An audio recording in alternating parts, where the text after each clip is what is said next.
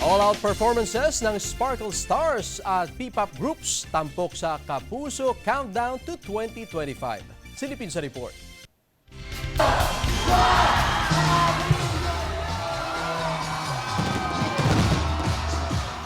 Pagsapit ng alas 12 ng hating gabi, makulay na fireworks display ang dumagdag sa makulay na pagsalubong sa 2025. Hindi nagpatinag ang mga Kapuso Star na si Ruru Madrid, Bianca Umali at Ay de las Alas sa kabila ng pag-ulan. Hindi rin umalis sa kanilang mga pwesto ang mga nagtungo sa GMA Kapuso Countdown to 2025, isa sa puso. Sobrang saya raw ni Ay na first time makasama sa GMA Countdown. I'm so looking forward for 2025 and nakita niyo naman umaambon. So meaning nun, lahat tayo i-bless ni Lord.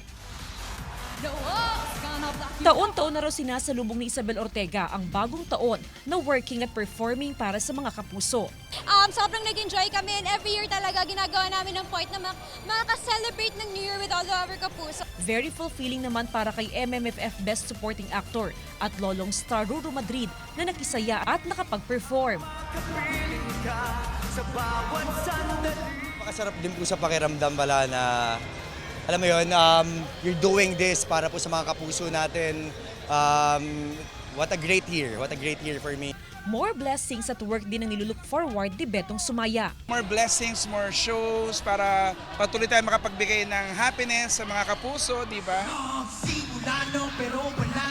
Ilang minuto bago magpalit ng taon, dagdag sa saya at kinang ng Kapuso Countdown ang isa sa mga pinakainabangan na performance ng SB19.